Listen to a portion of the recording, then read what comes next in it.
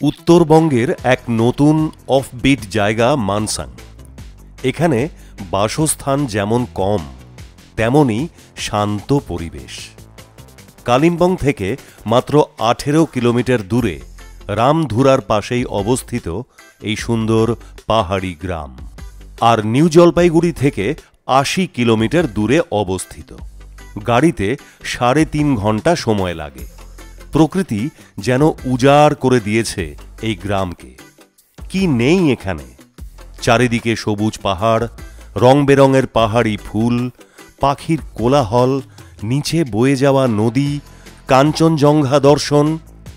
আপনারা যারা পাহাড় ও প্রকৃতি ভালোবাসেন, পাহাড়ে হারিয়ে যেতে মন চায়, তাদের জন্য সেরা ঠিকানা হতে পারে মানসাং।